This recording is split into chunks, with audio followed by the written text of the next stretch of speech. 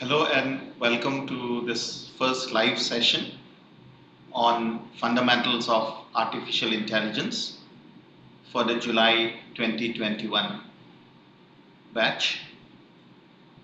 I would love to take up questions that you would put on the chat and also take up questions that welcome to this first live session on fundamentals of artificial intelligence for the July 20.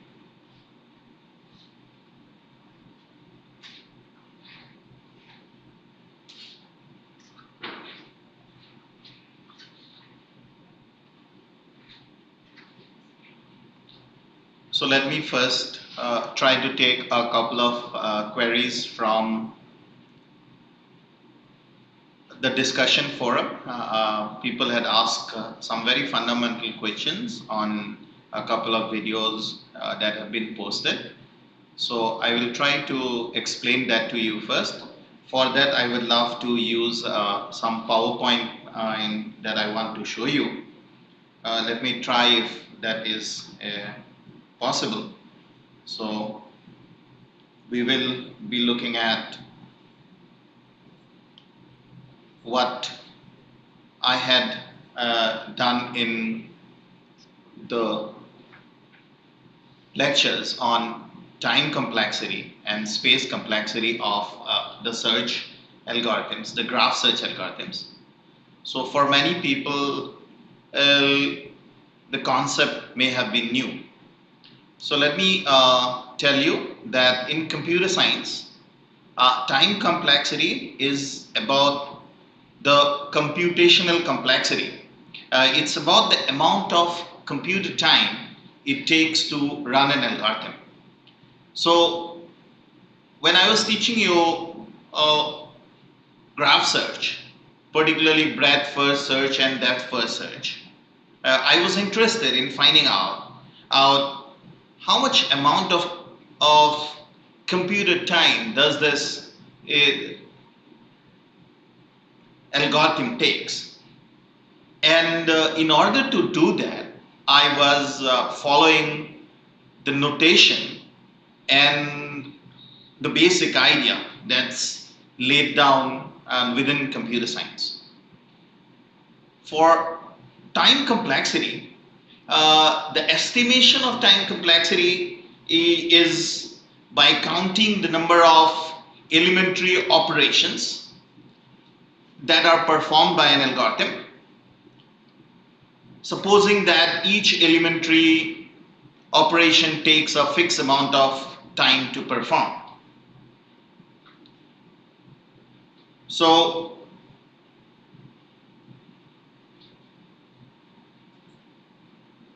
an algorithm, when it is running, now the running time may vary because among different inputs of the same size. Okay, so what is usually done in order to find out how much time does it take for an algorithm to really compute?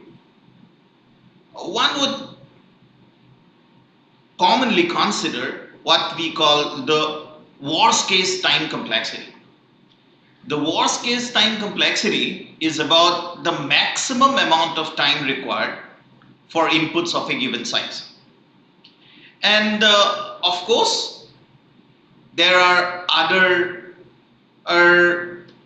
methods to specify time complexity. We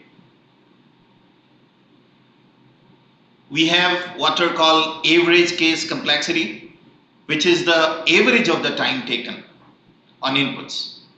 Now, one needs to understand that in both cases, the time complexity that we are talking of is generally expressed as some function of the size of input. And therefore, when I was trying to give you the idea of breadth first search, remember breadth first search, it's about searching all nodes at all levels else before you reach the goal. So in that video, people pointed out that we would be better explaining the second formula that I have put for time complexity, where I had written it as 1 plus b square plus b cube, so on and so forth.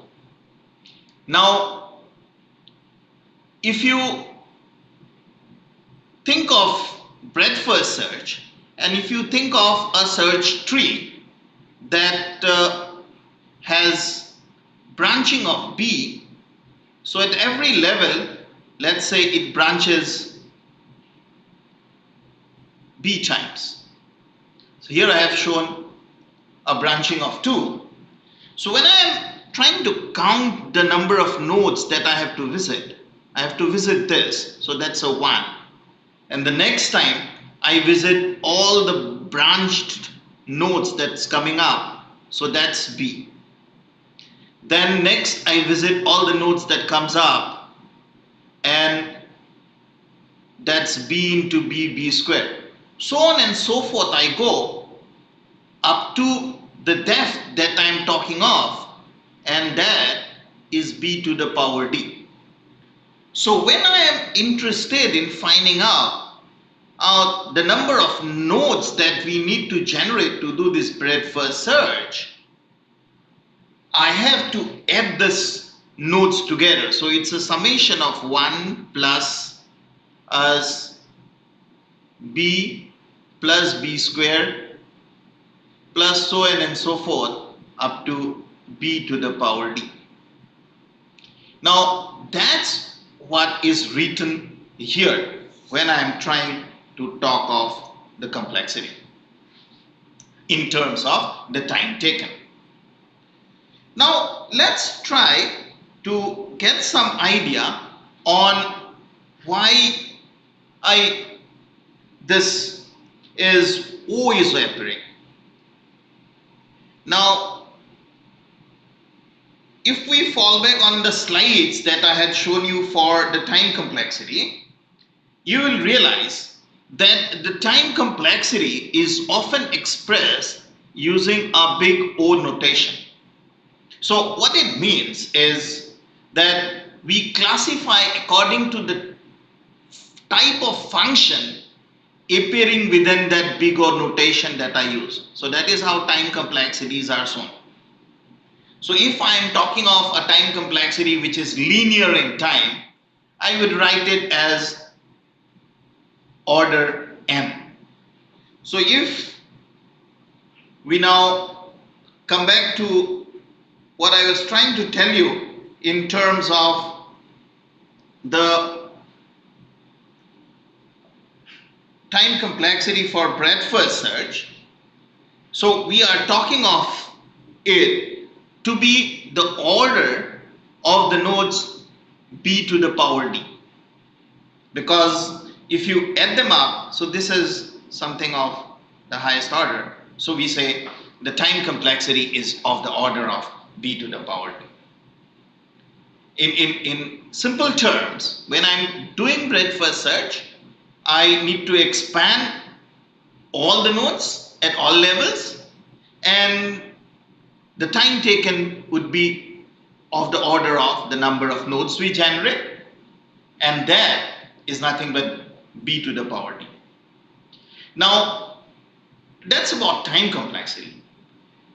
A very related concept is the concept of space requirement, or what we roughly call space complexity. So when we are doing breadth first search keeps every node in the memory. It has to expand this, expand both of them, keep it in the memory, and then expand and all of this, keep it in the memory. Okay? So it requires to expand all nodes at all levels and keep every node in memory, either in fringe or on path to the fringe. And therefore, again, the space requirement is in terms of the number of nodes we generate, which is as same as what we have written here, b to the power d. So breadth first and depth first, when I had written the time taken and the space requirement, I mean the time and space complexity, which for breadth first is the number of nodes we generate, and that's of the order of b to the power d, where b is the branching factor and b is the depth at which the goal appears. And the space requirement is same as the time requirement here, the order, because breadth first needs to keep every node in memory either in fringe or on path to the fringe. So that's roughly about breadth first. And if you now carry forward your discussion of depth first, now recall that depth first does not require that it expands every node. So depth first, you are going to expand at one and up to some maximum, and as I expand, the next that I take up is at the next depth for my expansion. Okay, so that's what I take for my expansion in the next half. So it proceeds like expanding this, going up, not having it, and then expanding further, and so on and so forth. So that's depth first, where I am interested in expanding to a maximum depth m. Okay, and similarly I have a branching of b, let's say, then I generate a b to the power m, where m is the maximum depth. Now, in terms of space, this is interesting. Breadth first does not require the same space, depth first does not require the same space as breadth first, because if you remember, this was breadth first, which required all nodes to be kept. Whereas in depth first, I generate the nodes, no doubt, out, but then I generate these two before or looking for if that's the goal, and then only going to a higher level.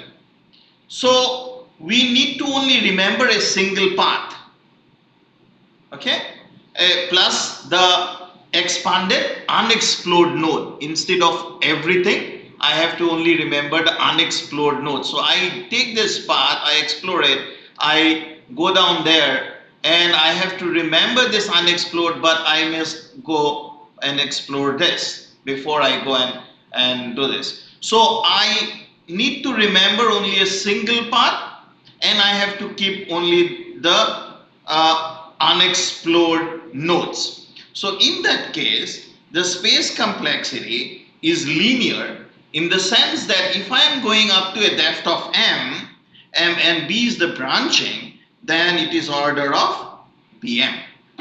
So these are two important concepts that I have done when I was doing the course, doing the lectures on uninformed graph search, and trying to teach you something called time and space complexity for our a fundamental course that's designed for beginners. The very idea of time and space complexity is about the time of computation required and the amount of memory required for running that algorithm. So that should be good enough to start with.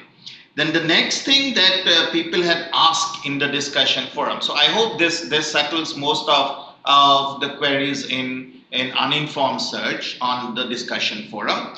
The next thing that people have asked on the discussion forum was about the constraint satisfaction problem, where I had taken a graph coloring problem, where the idea was to color adjacent regions of a given region in different color. And the solution to such a constraint satisfaction problem was about assigning in different colors as to these regions, and we were talking of only using in red, green, in and blue. So three colors were supposed to be used, and I wanted to color them differently. In that, I had discussed an algorithm or a heuristic for an algorithm, which was called a degree heuristic.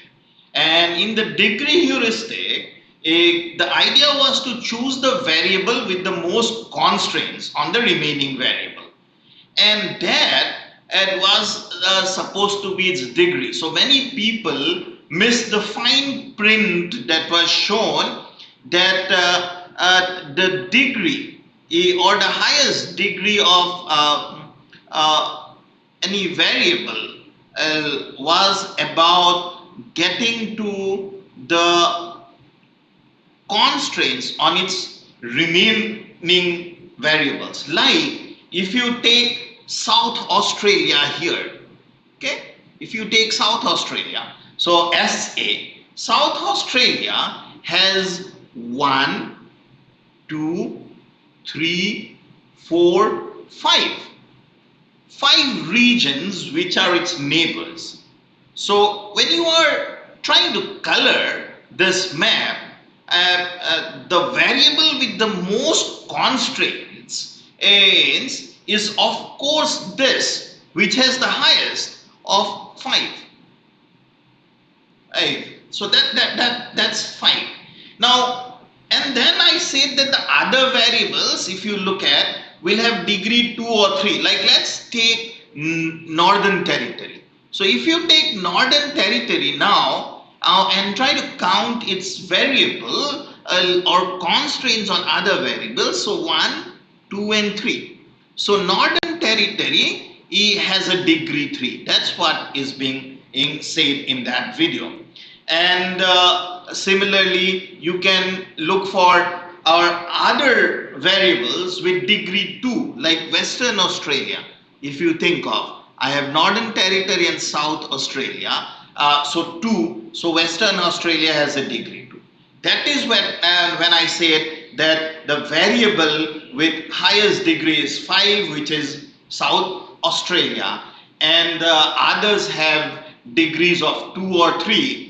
But then, and a very interesting variable is the variable of Tasmania, which has no constraints on anybody because it is lying in away. And out of the 3 colors, you could color Tasmania by any color and still satisfy the constraint that no 2 colors are neighbors of each other. And that is the reason that I say Tasmania has a degree 0. So that is what was here when I was trying to teach you constraint satisfaction and programming or constraint satisfaction and problems. And I had taken up the problem of coloring a map with different colors. So we start with coloring in the highest one first, which is South Australia. Then we look for the other colors, the one with a degree 3, thereafter one with the other remaining constraints, so on and so forth.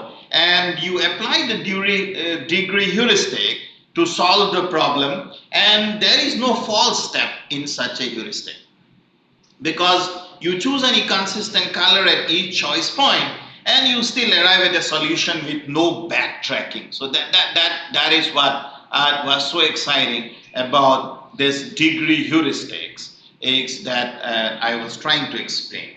So these are the 2 things that I would have loved to really take forward from the discussion forum.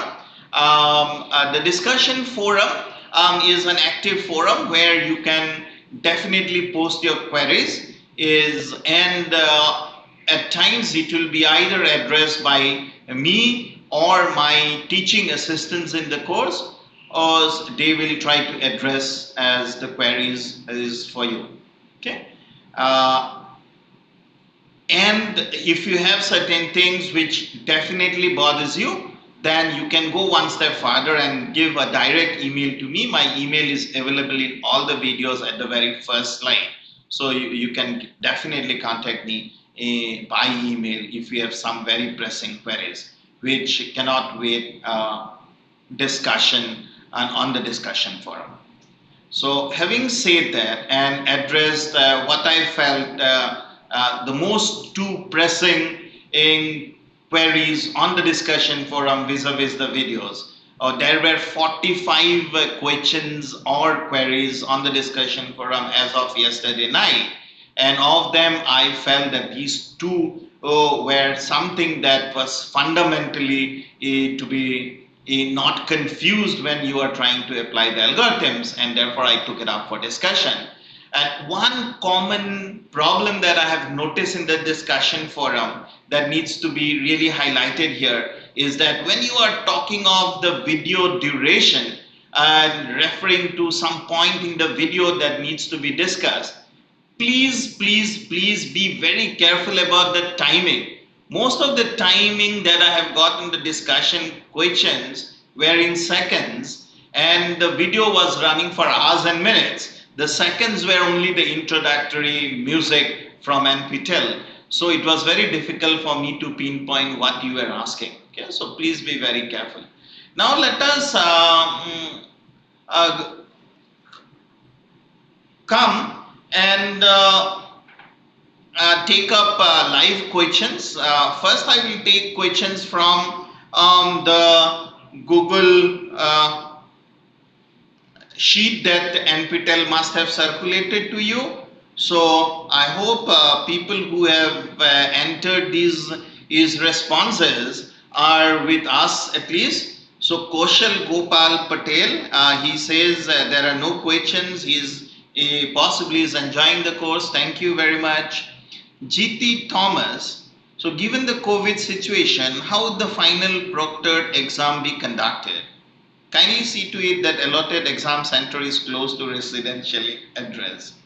Uh, Dear GT, it's beyond my administrative capabilities to decide what examination center is allotted to you and what type of final proctored exam would be conducted. It's my team at IIT Guwahati, the NPTEL team, and the national level team at NPTEL Madras, IIT Madras, who would be definitely looking at these conditions. And let me assure you one thing, and they would definitely keep every COVID situation and in full perspective in arriving at any decision. So you need not worry. NPTEL is doing its best to have exams or exam dates extended to the extent possible to take care of the situation.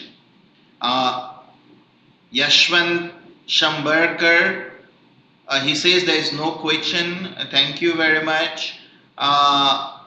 Then we have Deva Brata Pal. He is a professional. This row can be expanded this row a little bit so that I can see what it is he.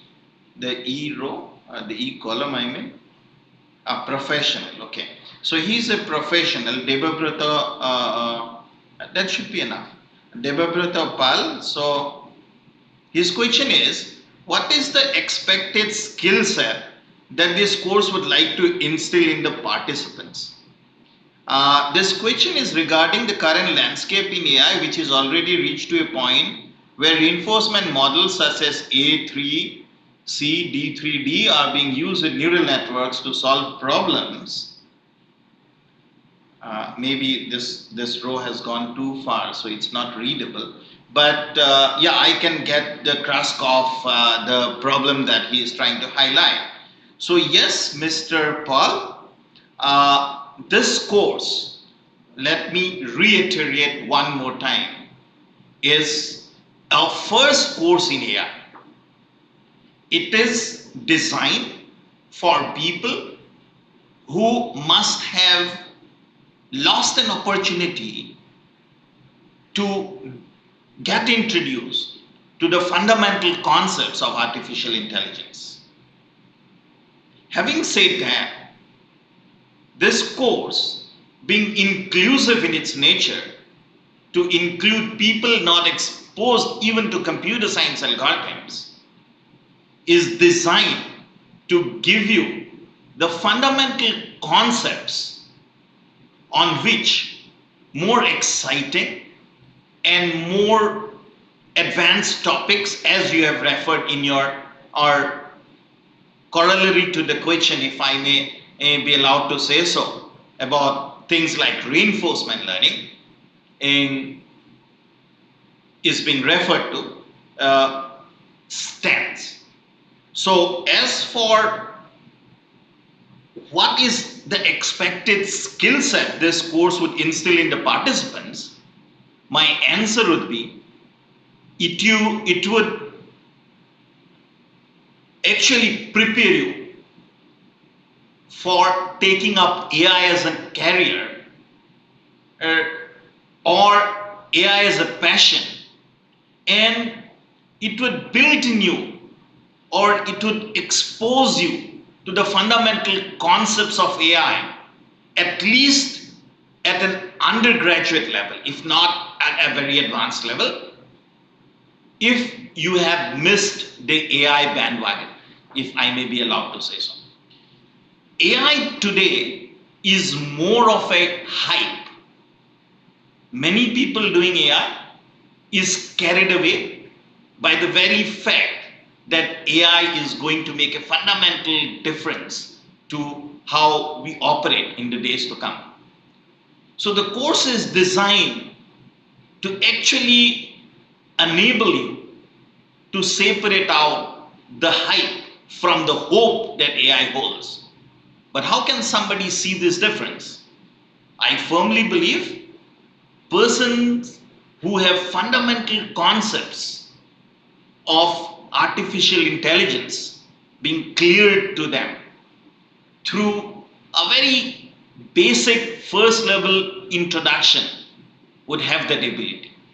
And they would be best armed to take up advanced courses that are available elsewhere, including NPTEL or other MOOC platforms. So the skill set that I'm expecting participants to have after doing this course is the fundamental concepts in AI. Having said that, this course would then also introduce people to more advanced concepts of machine learning and deep learning, including reinforcement learning that you name.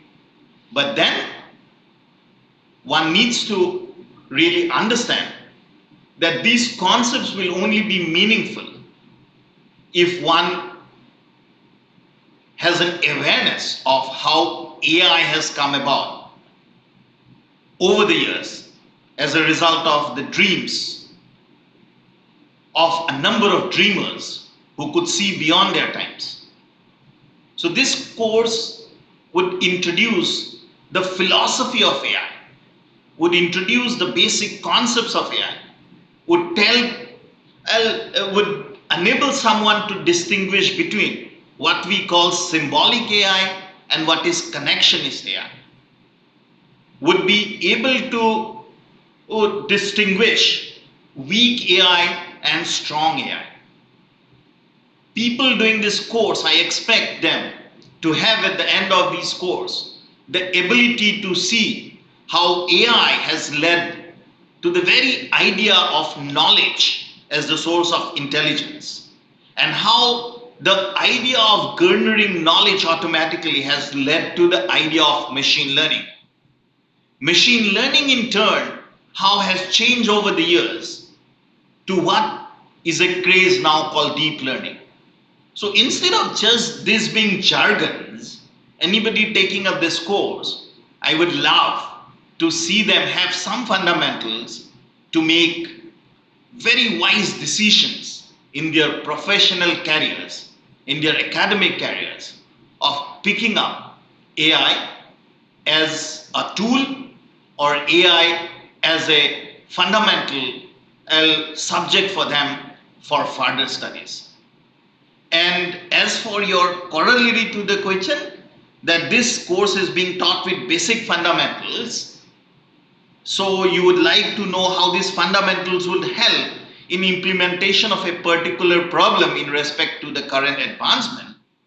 I would say it's like learning the multiplication tables to solve a bigger mathematical problem. If you do not know integration, if you do not know differentiation, and how are you going to really talk of solving a huge mechanical engineering problem in robotics for that matter? Let's say you want to solve a robot manipulator moving from one place to another. That requires you to know mechanics first. That requires you to know kinematics first. So just talking of reinforcement learning with neural networks and just trying or making an attempt to solve that problem without having fundamental basic background on, it would be really not an approach that I would appreciate. So as you correctly pointed out, this course is being taught with basic fundamentals. The idea is to give people a chance. We have missed the opportunity to get exposed to AI, to really learn the fundamentals of AI. I hope this clears your doubt, and if it comes, we will again and take it up later. Okay, so between two admissible heuristic, how is the dominant one better for such, as the dominant one will have more close to the goal? Now, this question and about heuristics and how one is better than the other is about the two costs involved in a heuristic. If you remember, any heuristic has two costs. One, the cost to the current goal, and then the cost from the goal, the cost to the current node and the cost from the node to the goal. So in case of heuristics which dominate, and we will encounter the total cost to be definitely lesser than other heuristic costs, and therefore it is more interesting. So then we have another problem from Napoleon A. Basic notes on AI. So this was also in the discussion forum about notes and PPTs, and we have then pointed out that everything is available in the NPTEL website. And apart from the video, there are other places, other tabs where you can get to the notes, get to the transcript of the video, and you can download them as PDFs. So Subham Mashal, he wanted to ask that since we are covering the principles of field like searching and problem solving, when can we bring it to full circle on application of the methods on industrially used AI software? I have not understood this question very clearly, but possibly what he meant was like where can these be applied, like things like searching and problem solving methods. I would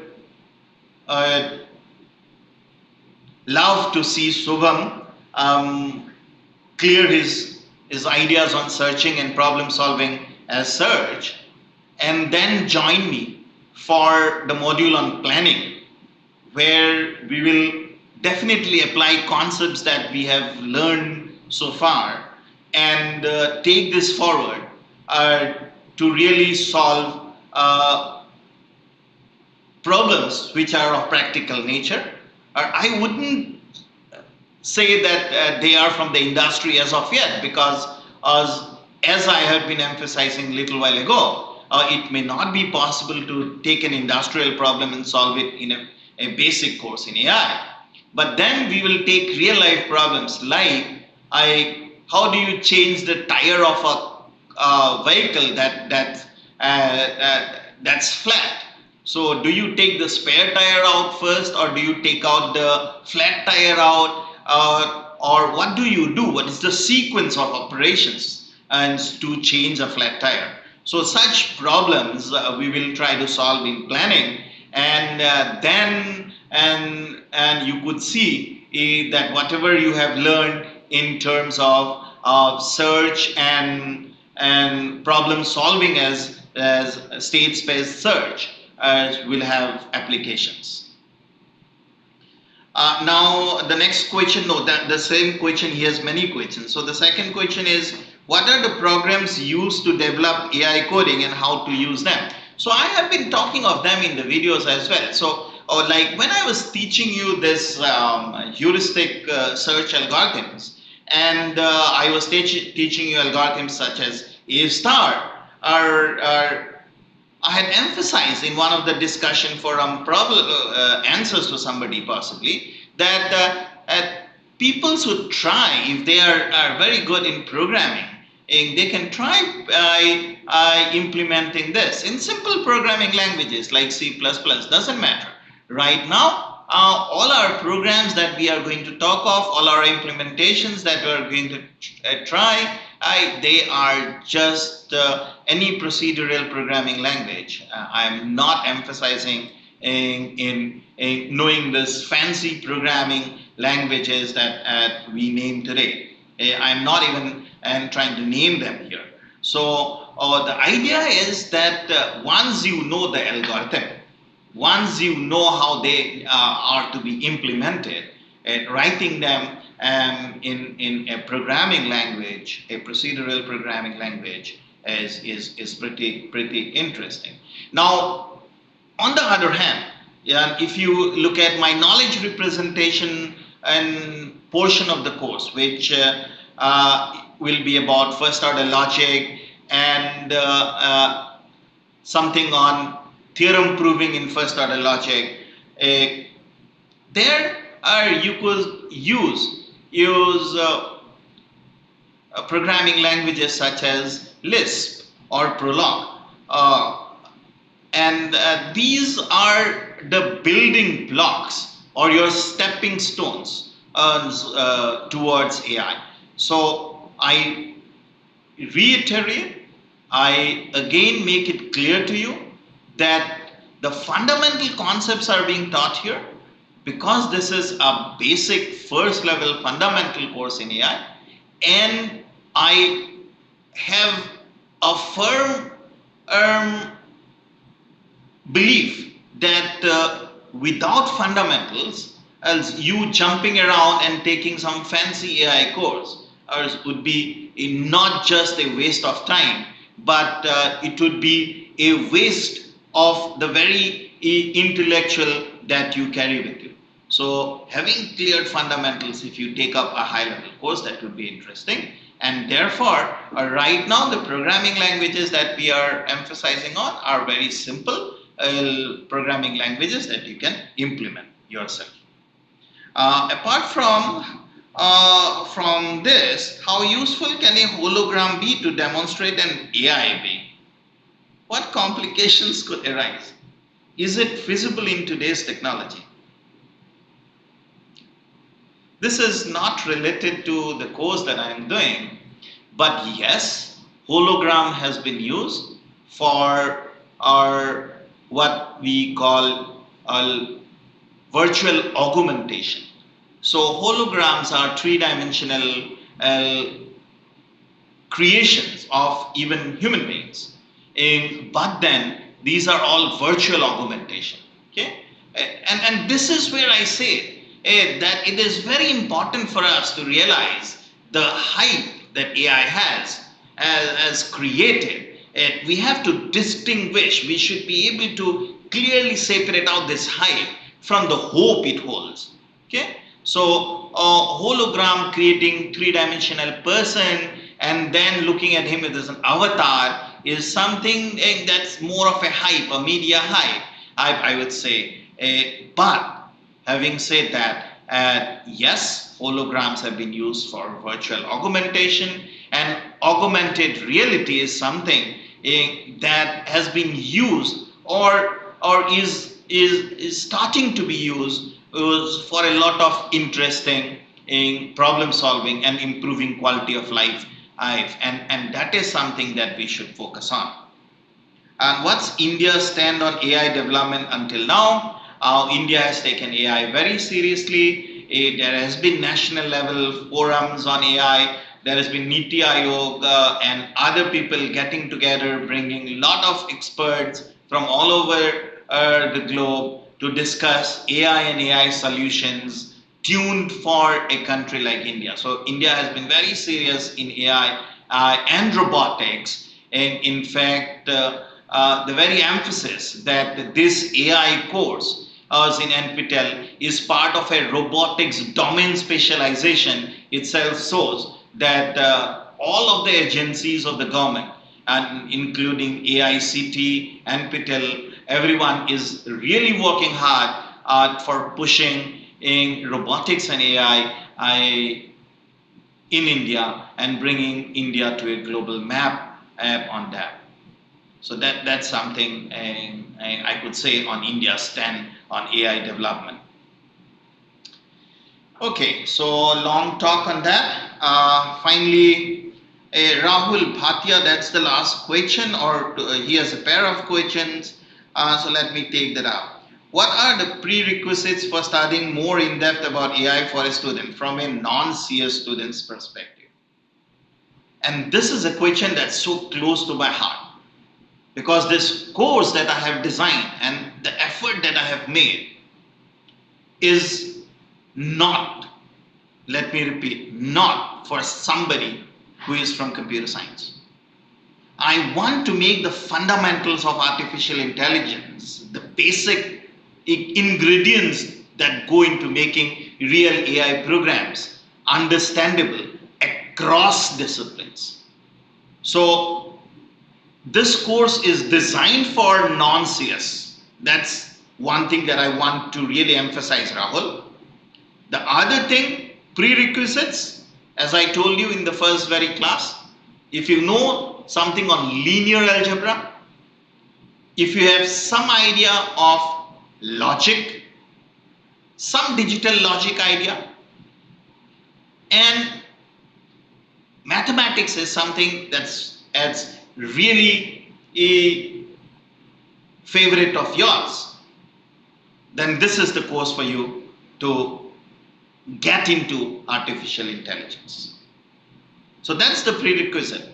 It's some amount of algebra, linear algebra, some amount of digital logic, and definitely many concepts from statistics, and probability and mathematics. So mathematics should be a favorite of yours. Any good reference book to read to follow for understanding more about the different aspects of AI? Now, a very good book to give you the history, the perspective, if the philosophy, the advancement of AI that's happening is Nielsen's book that I refer to, and given and details of in the very first lecture or the second video. You could find Nielsen's book. It's called Quest for AI, and that book I would recommend, and not only for understanding the history, not only for understanding how AI has developed over the years, but that's a book that also gives you a perspective of how AI is going to take a huge turn and what is coming. So that's a book that I would recommend for anybody starting in AI. And this is a book that I will not even leave out CS students. So they should also read this book. That will give him a lot of ideas on the perspective of AI. So that completes our Google Sheet questions. So now let's get back to the live chat that's there. So knowledge representation, okay. The knowledge representation I had done here, Purvak, is very fundamental first order logic, If you really want a complete book on knowledge representation, then the book is by Breckman. It's called Knowledge Representation. It's a Morgan Kaufman and publication. And okay, that's a good book, but I would not suggest that book for this course. If you are interested in knowledge representation as a subject itself, then that's the book. But for the portion of knowledge representation that I am teaching, in the book called Principles of AI by Niels Nielsen is something that would suffice. So, how will we arrive at the cost for a path? Surgana Bharathi, I think yeah, I had explained this whole idea of time complexity, space complexity. I don't know if you were there when this explanation was being done today live. This was partly to answer your question, okay? And in order to arriving at the cost for a path, now this is what heuristics are for. Are up to the node that you have come, you already know. Beyond that, how you go about, there are many different ways. Like in a very simple problem like the 8 puzzle, I had given you the idea of counting the number of displaced tiles from the current position to get an idea of what would be the cost of the path. So these type of solutions are used, and this is called reduction. And so you try to look at an abstract way to arrive at the solution, and rather than the way that would be ingrained in actually moving through the path, but then that abstract way would give you the idea of what would be the cost to the path. So it would be a heuristic or an estimate to the cost of the path. You will never know what is the cost to the path exactly. If you know that, then you know the exact path, and there is no need to search for a path to the solution. So which book will be better support for this course? I have repeatedly told this. On the NPTEL side, the book is also named. We are following in that very book,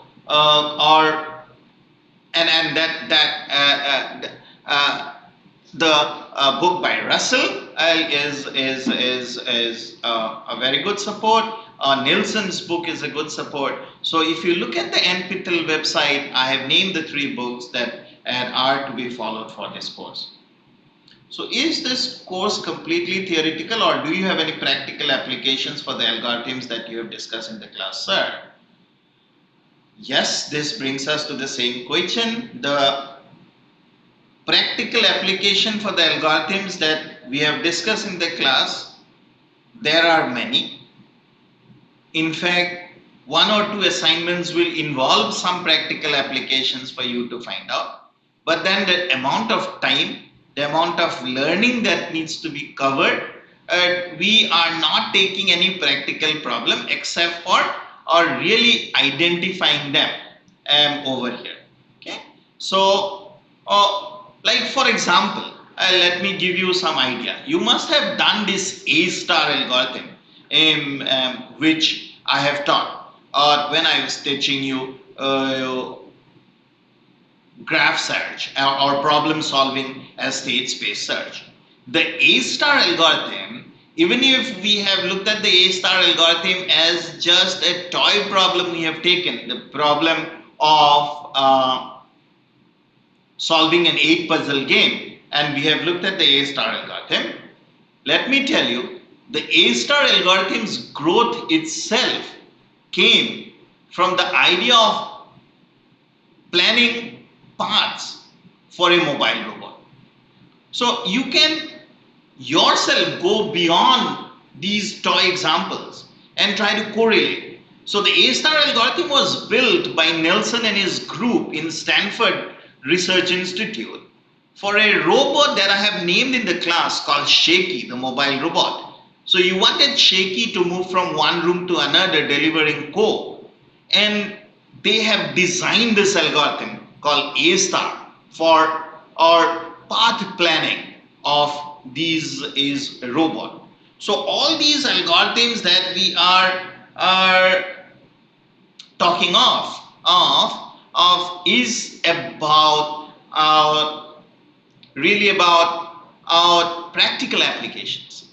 But then you'd appreciate that implementation of a practical problem, or taking up a practical problem for just a week assignment, and is not what I would love to do. And therefore or most of the examples would be toy problems, or problems that one could really solve on pen and paper, and can and perceive very easily.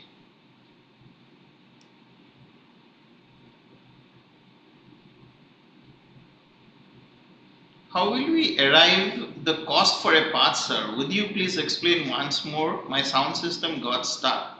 Sorry for the inconvenience.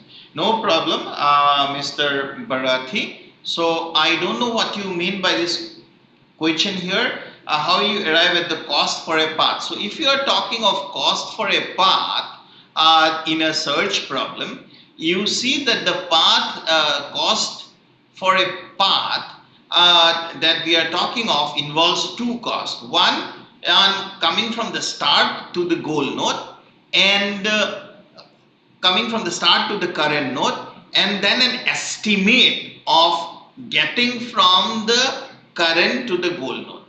The estimate is usually done using some heuristic, but how do you get to the heuristic is something called reduction or abstraction. Like if you're playing an 8 puzzle, you have to move tiles one after another and move it. So instead of that, if you think of simultaneous layers of the 8 puzzle, you can think of just taking one and placing it in the correct position in the other layer. So that is what I had referred to in the lecture as the misplaced tile. So counting the misplaced tile will give you an idea of how far you are from the goal in the current node. So that would be estimate. And as for coming up to the current node, that would be real, and it would be based on how many depths you have made search. So I think that is what you wanted to know. But if it is not, please send me an email and I will be very happy to interact with you to take this further. So if you meant how will we arrive at the cost for a path for any arbitrary problem, then we do not have any idea of that. We need to use problem domain information to get to that path, and that is what is what I have been talking of from the beginning.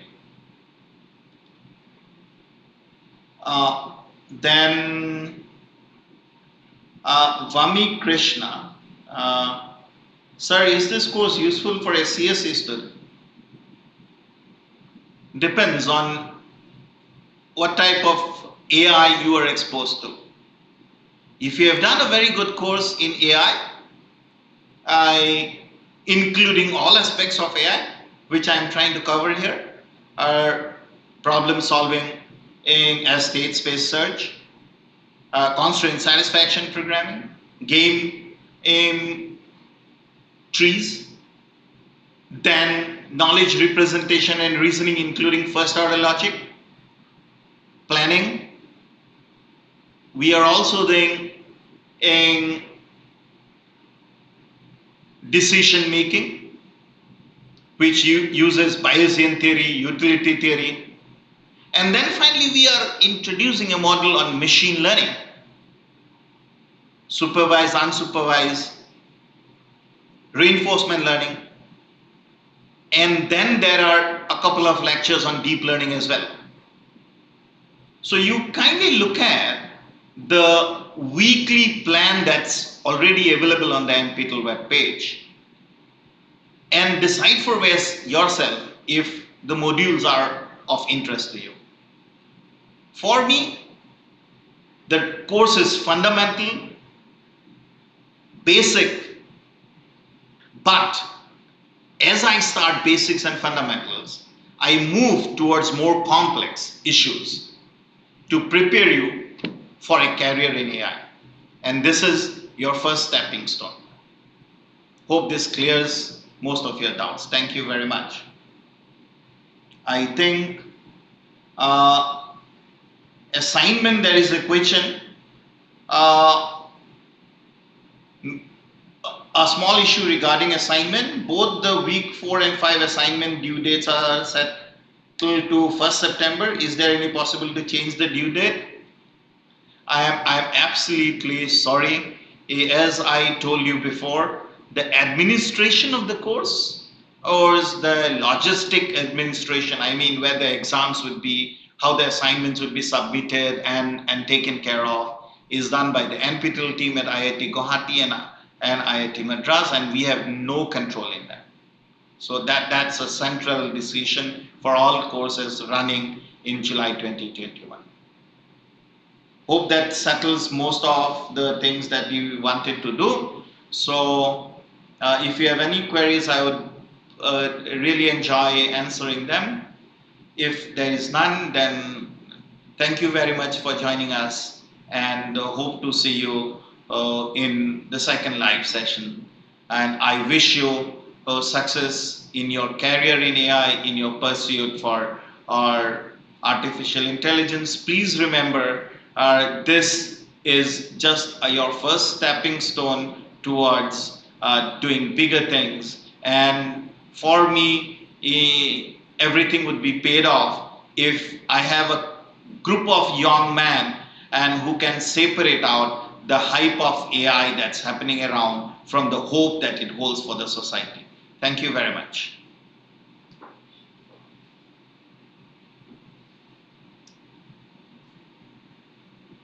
Okay, I thought I have ended the talk, and then there is this last question, and Pranav Vakil, who says, "Sir, I'm totally new to this topic and joined it out of curiosity. I can understand whatever is taught, but linking this to actual application is still ambiguous." Congratulations, Pranav. We are on the right track. I would say right now, if you are understanding what is being taught, the actual application, how you go about doing them, would be clearer as we go about talking of planning, talking of Markov decision processes, partial order Markov decision process, and more bigger problems that we'll encounter in the other modules. So I would love to see you have some patience and continue, and benefit from this course. Thank you very much.